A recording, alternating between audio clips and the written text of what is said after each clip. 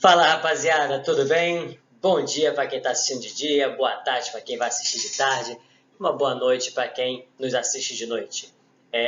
Queria estar aqui matando saudade de vocês, continuamos nas nossas gravações, é o que tem por momento, mas vamos com muita concentração, cada um lá que estiver fazendo, para de varrer a casa, sai do WhatsApp e vamos começar a nossa aulinha, ok?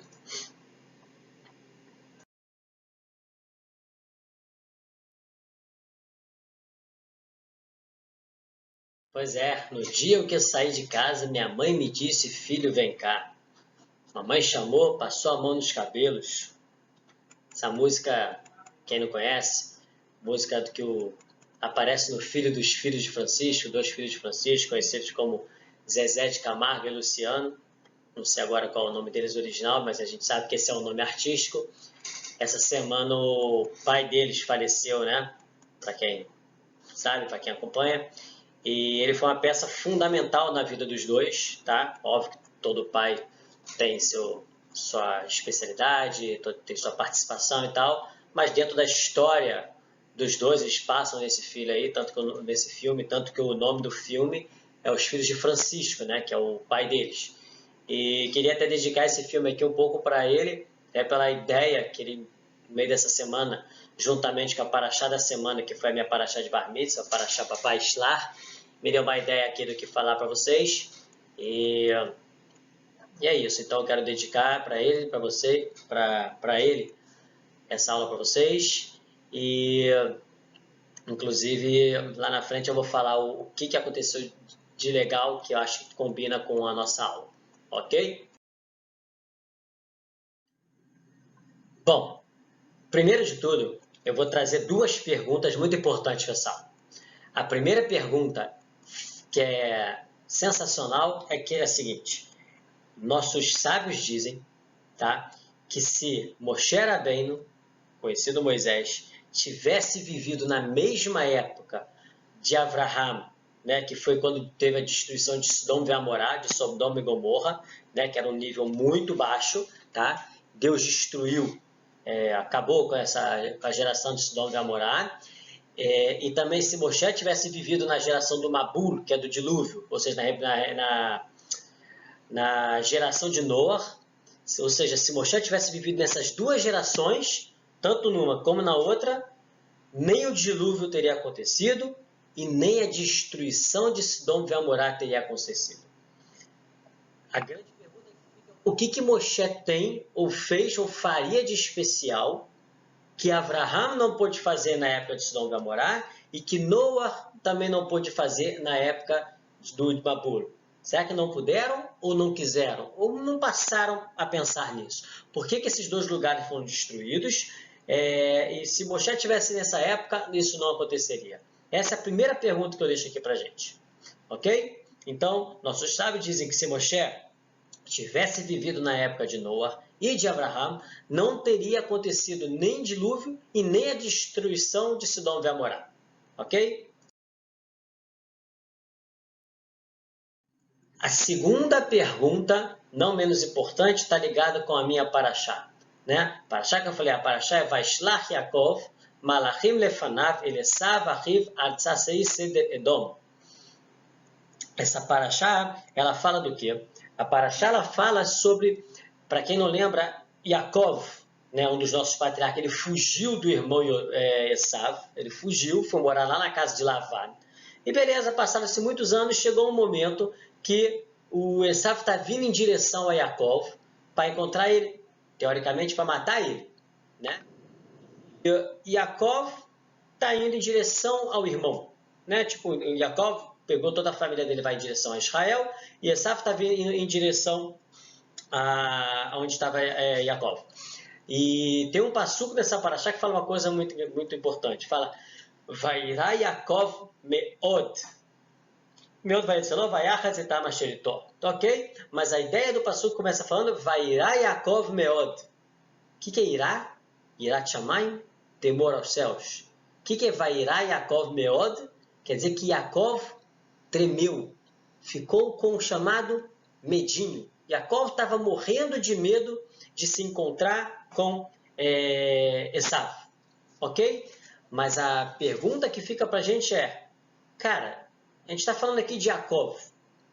Yaakov, ele teve os sonhos dele lá com relação aos anjos, né? Malachim, Olim e Yodim, os anjos que subiam e desciam na Sulam, na escada.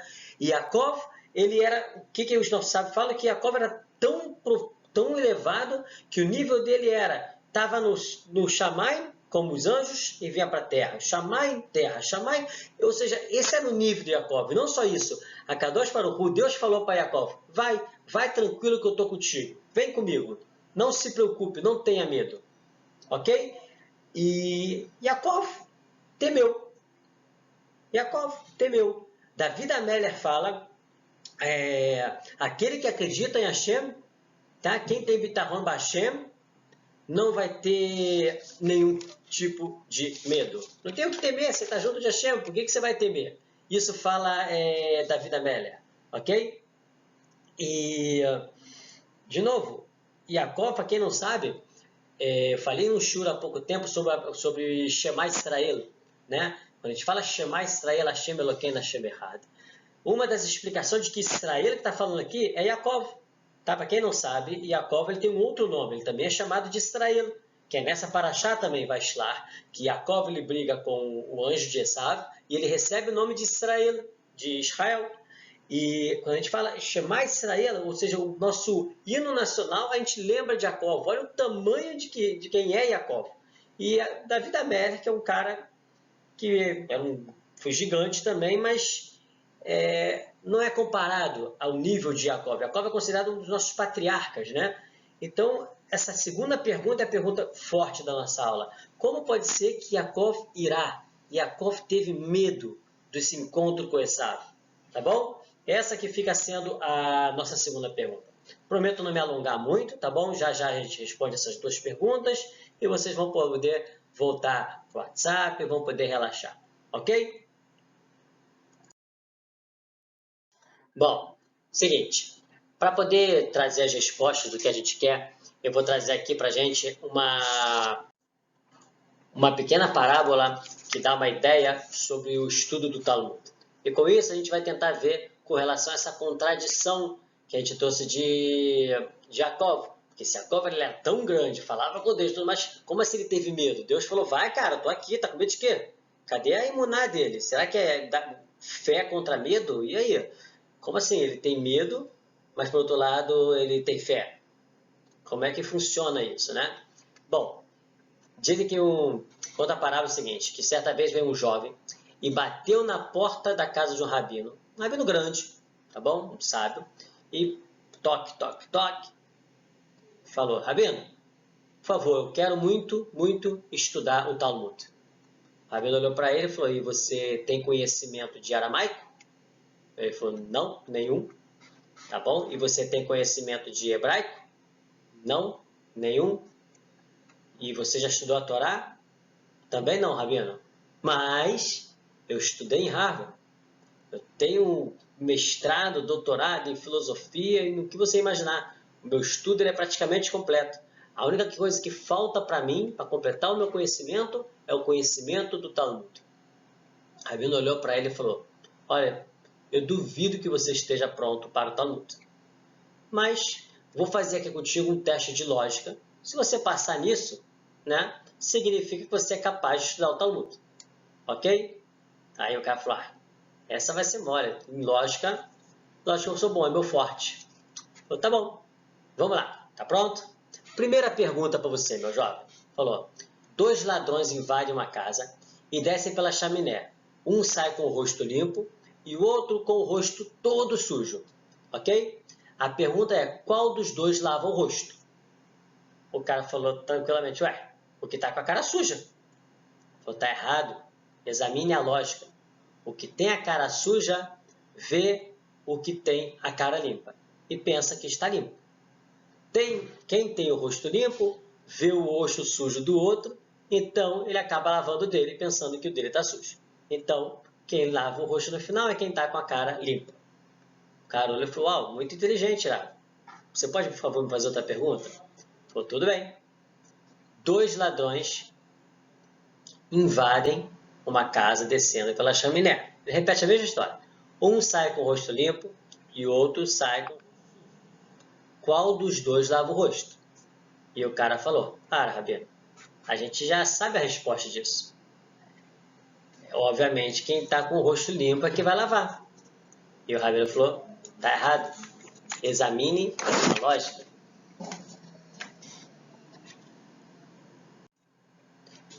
Aquele com a cara suja, ele vai pensar que está limpo. O que tem o rosto limpo, vê o outro sujo e acha que o rosto dele também está sujo. Então ele lava. Mas quando o outro o vê se lavando, ele pensa que está sujo também. Então os dois se lavam. Ah, não tinha pensado nisso, Rabino. Muito bom. Você pode, por favor, me fazer mais uma pergunta? Tá bom. 2 ladrões invadem uma casa, descendo pela chaminé. Um sai com o rosto todo limpo e o outro sai com o rosto todo sujo. Pergunto, qual dos dois lava o rosto? E o cara agora mudou para outra resposta. Os dois. E o Rabino fala, tá errado. Examine a lógica. Nenhum deles lava. O que está com a cara suja pensa que está limpo, como o outro, e ele não lava. Tá? Ele está sujo, viu que o outro está com a cara limpa, aí ele pensa, então a minha também está limpa, então não lava.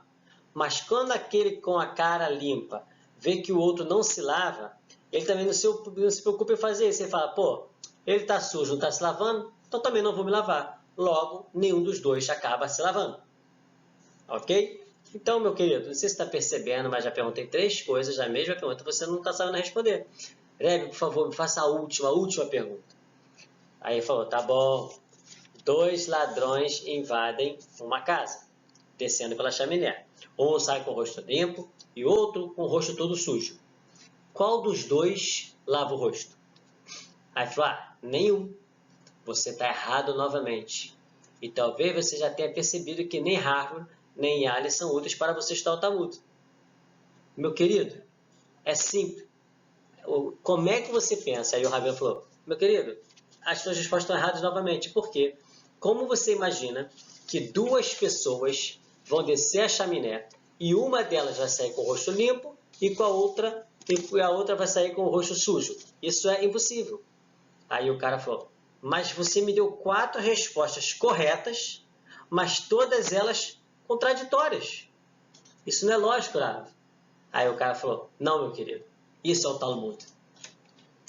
Galera, a contradição que a gente está esperando, ou pensa que talvez tenha, entre o medo, tá? Entre o medo e a falta de emuná de Yaakov, não tem contradição nenhuma aqui, tá? Pela lógica do Talmud, são 2 respostas corretas, contraditórias entre elas, tá? Como que o Moza vai fazer para explicar isso? Bom, vamos lá. Eu comecei o shiur falando sobre a homenagem, né, para o seu Francisco, né, pai do Zezé e do Luciano, e eu falei que através de um ato dele eu ia dar uma ideia do que eu estava querendo passar aqui para vocês, para mim também, mas principalmente para vocês que estão entrando agora em ou faculdade, ou terminando faculdade, entrando no trabalho e tudo mais, eu acho que pode dar uma ajuda no que eu queria falar. E logo depois eu falei sobre Moshe Rabbeinu, né, que se Moshe tivesse vivido na época de Noah ou na época de Abraham, né, se o Noah foi o líder na época do dilúvio e Abraham foi líder na época de Sodom e Amorá. Ok? E se Moshe tivesse vivido nessas épocas, nem Sodom e Amorá teria sido destruído e nem teria tido o problema do dilúvio, do Mabul. E essa foi a primeira pergunta que eu fiquei de responder. E a segunda pergunta foi, como pode ser que a gente fala que Deus fala para Yaakov que ele tem que ter tranquilidade, pode ir, vai confiante, que eu estou contigo e tal, e ao mesmo tempo vem e fala que Yaakov ele temeu, ele teve medo. Como que pode ser isso? Né? Se tem alguma contradição aqui. E aí eu trouxe através do Talmud mostrando que as 2 coisas podem acontecer, as 2 respostas podem estar corretas e uma contradizendo a outra. Né? E eu queria então começar trazendo com relação ao caso do do pai do Zezé de Camargo e do Luciano. No filme, tem uma cena muito interessante, né, que ficou marcado na história deles, que o pai deles percebe que eles estão se esforçando ao máximo para entrar, para aparecer e tudo mais, e não consegue. Tipo, mesmo sendo bons, às vezes a oportunidade não está aparecendo e tudo mais. Então ele pega todo o dinheiro dele, ele compra fichas telefônicas, né, que na época era pegava uma fichinha e botava o telefone, e ele comprou tudo em ficha e distribui para as pessoas do trabalho, para todo mundo. Ele pega todo o salário dele, olha que coisa, e dá para as pessoas e fala, olha só, você vai ligar para a rádio e vai falar que quer ouvir a música do Zezé de Camargo e Luciano. E dava ficha para outro, e para outro, e para outro, até que todo mundo pegou aquela fichinha e ligava, oi, eu queria ouvir a música Zezé de Camargo e Luciano. Vinha outra, eu queria ouvir a música É o Amor, do Zezé de Camargo e Luciano. Vinha outra, eu quero ouvir a música, até que tantas pessoas pediram, e a música deles acabou ganhando com a primeira das rádios. A música mais tocada do momento é o Amor, de Zezé de Camargo e Luciano. E depois disso, eles explodiram, ok? O papai deu aquele famoso empurrãozinho, e depois disso eles andaram, seguiram em frente por todos os méritos deles e tudo mais. Recentemente eu estava conversando com um amigo, né? E eu sei que ele trabalha, ele está com uma área, não importa agora, e o próprio pai dele poderia dar um trabalho para ele dentro da empresa, e né, eu estava conversando com ele, pô, você está aí procurando estágio, trabalho, por que você não trabalha com teu pai? E ele falou, cara, eu sei que isso pode acontecer e tudo mais, mas eu quero conseguir pelos meus próprios méritos, não que quem consiga o empurrão não tenha seus méritos, mas ele quis um desafio a mais, digamos assim, e a princípio ele quer tentar da forma dele para conseguir um trabalho sem ser através do pistolão ou de qualquer coisa que seja. Pegando carona nisso, o que eu quero deixar aqui com vocês existem pessoas que têm a oportunidade de ganhar um empurrãozinho, né? Papai tem isso aqui, papai pode ajudar ali, dar um empurrãozinho, ou um amigo, ou um conhecido, pode dar um empurrãozinho tanto na tua carreira, tanto nos seus estudos, ou no que for, no crescimento pessoal, ou no que for. E o que eu recomendo é que a gente aceite o empurrãozinho. Que muitas vezes a gente, para poder sair da nossa zona de conforto, para sair da forma como a gente está, precisa desse empurrãozinho. Por isso, dessa bitarrão, dessa confiança que o outro deposita em você e você vai. Não que você vai esperar que as pessoas façam só para você, por pena e tudo mais. Sei lá, tipo, pena é quando eu estou trabalhando na empresa do meu pai. O meu pai percebe que eu não levo jeito nenhum. Todos os funcionários são melhores do que eu não faço nada demais, faço muita coisa de errado e ainda assim eu sou o gerente da empresa, eu sou isso, eu sou isso. E o papai começa a fazer isso tudo simplesmente porque me dá chesed. O papai ele quer ser bondoso comigo, ele não quer entrar no detalhe se ele está sendo bom ou não, mas ele faz isso porque eu sou filho dele.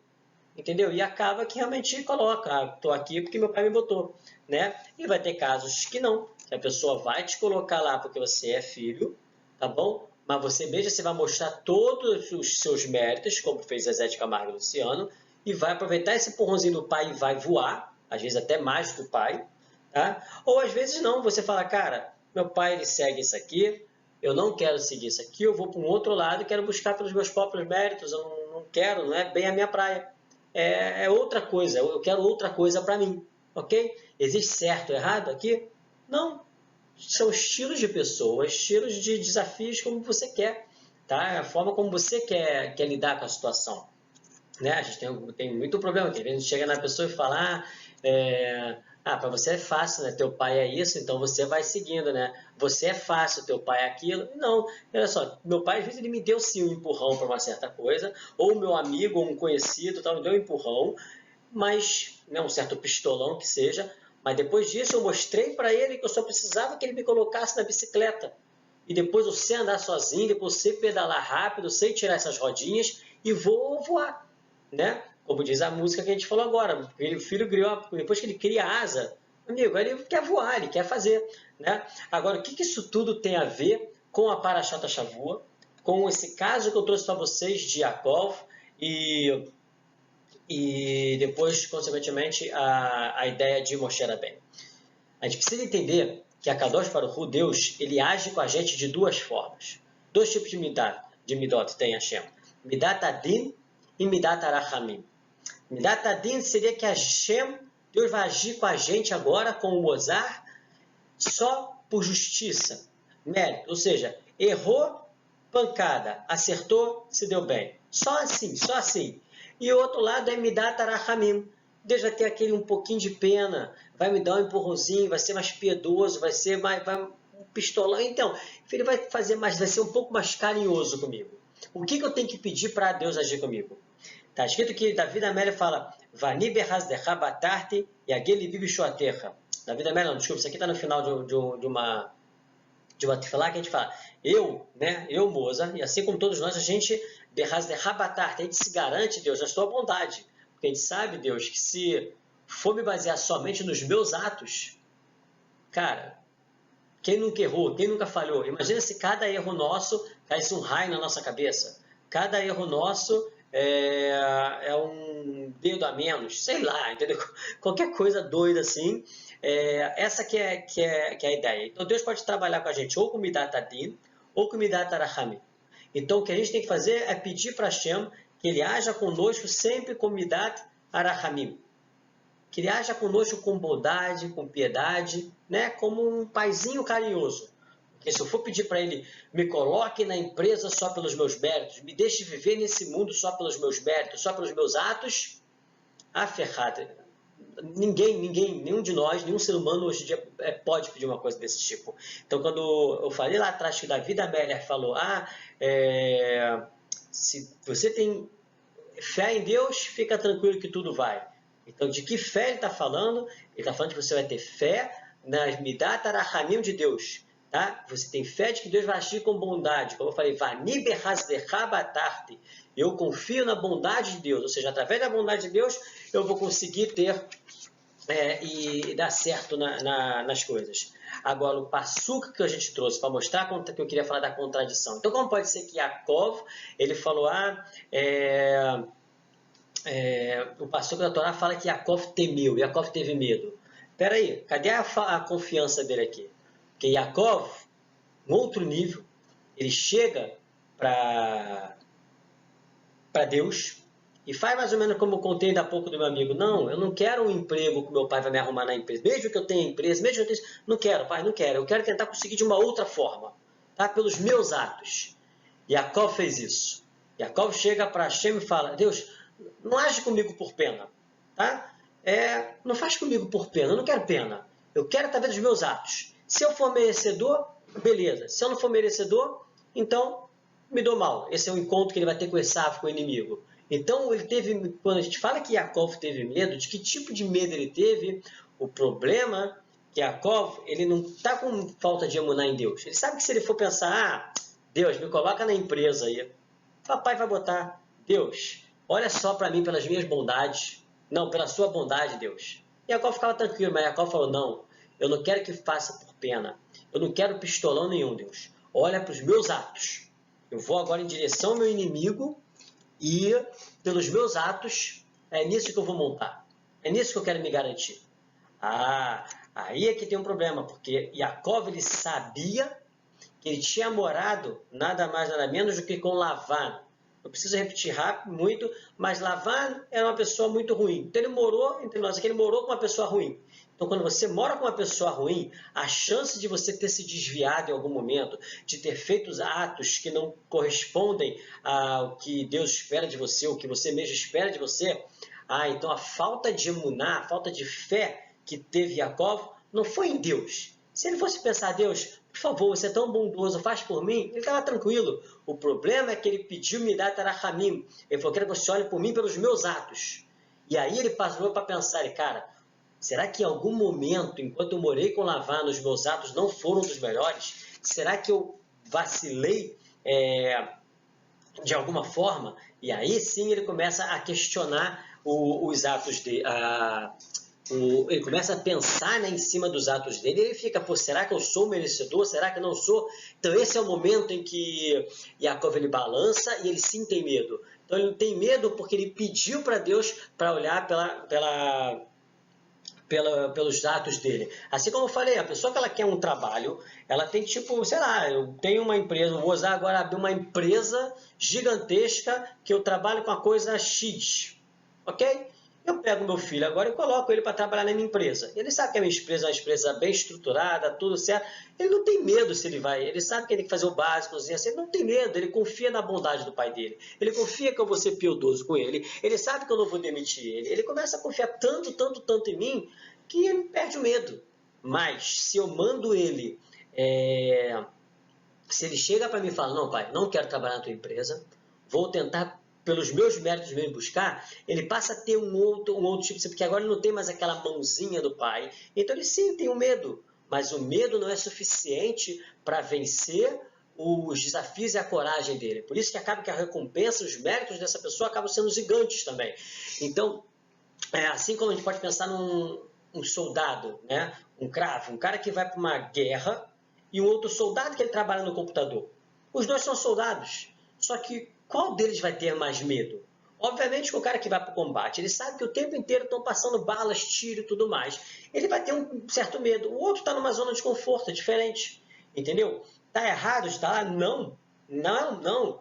Pode ser que eu queira para o meu filho que seja isso. Temos dois tipos de pessoas diferentes. Só que uma vai ter um certo medo e a outra talvez ela não vai passar por esse medo. Né? Então o que eu queria deixar claro para vocês aqui é, se vocês tiverem na vida de vocês pessoas que possam sim te dar esse empurrão para você andar na vida, para você seguir a sua vida e tudo mais, como nós pais, ou nossos pais fazem por nós, beleza, aproveita esse empurrão, aproveita o que o seu Francisco da vida faz. E aí você pega e fala, papai, agora pode soltar minha bicicleta, deixa que agora é comigo.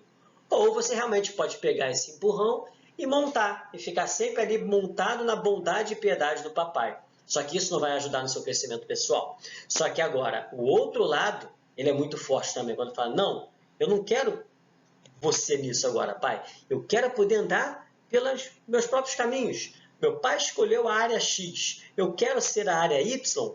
Eu não vou para a área X só porque meu pai está lá. Eu vou para a área Y e quero seguir e vou mostrar que sou capaz. Essa é a grande qualidade que teve Yaakov. Então, o medo e a falta de emuná não são coisas contraditórias. Não é contraditório você ter medo e ter fé ao mesmo tempo. Tá? Porque o medo é uma coisa boa, tá? Dentro daquilo que você quer buscar, mas não pode ser suficiente, não pode ser mais forte do que a tua tendência, a tua força de fazer as coisas. Agora, quando a gente fala de Hashem, isso eu estou falando já agora para todos nós. Eu pedi um empurrãozinho para Deus, isso é mais do que lógico. Tá? Só uma pessoa do nível de Hashem, nível de Yaakov, para querer realmente que Hashem faça as coisas através dos atos dele. Eu jamais ia falar, ai Deus, me julga pelos meus atos. Pô, estou ferrado. Só ontem mesmo, errei umas 3 vezes. Então a gente nós não temos que pedir esse tipo de coisa. Agora, Yaakov ele era um outro nível, então ele realmente pôde pedir dessa forma. Então, só para concluir, fiquei devendo para vocês a resposta, o que tem a ver Moshe Rabbeinu nisso tudo. Só para uma passagem bem rápida, para quem não sabe, Sodom e Amorá foi destruído, né? Porque todos ali Hashem agiu ali com Midat Adin, tá? Sem piedade e bondade. Então ele viu pelos atos da pessoa, acabou. Sodom e Amorá era uma geração podre. Assim como a geração do dilúvio, geração do Mabul também. Deus agiu ali com Midat Adin também. Olhou com justiça, viu que a geração não merecia, pronto. Acabou com aquela geração. Agora, com Moshe Rabbeinu, mesmo que a geração também, o povo só reclamava muitas coisas erradas, Moshe fez uma coisa muito boa. Ele pediu para que Hashem, quando julgasse a geração, julgasse por Midat Ahesed, Midat Arachamim. Ele pediu a Hashem, por favor, Deus, por piedade, por bondade, libere essas pessoas. Eu sei que por méritos, nem eles, nem eu tenho. Tá? Me leva até junto. Mas quando então, aí Deus fala, já que eu vou olhar por Midat Ahesed, então, por pena, essa geração não acabou. E por isso que por esse mérito de Moshe Rabbeinu, de pedir para que Hashem trabalhasse a todos Komidata Rahamim, com piedade e bondade, podemos todos nós hoje estar aqui e eu estar aqui falando com vocês. Bom, galera, essa era a ideia que eu queria passar para vocês. Então, um ato, né, que me fez lembrar foi do pai do Zezé e do Luciano, do São Francisco, que é um filme que até recomendo. É um exemplo de quem dá um empurrão para os filhos, e os filhos depois eles não montam nesse empurrão e eles crescem por conta própria. E mostra, então, por outro lado, temos Yaakov, que mostra para a gente que você não tem sempre que montar na bondade e piedade dos outros, e ao contrário, você tem que montar nos seus atos e encarar realmente as coisas. Você vai ter medo, mas você vai vencer, ok? Um grande abraço a todos e até a próxima.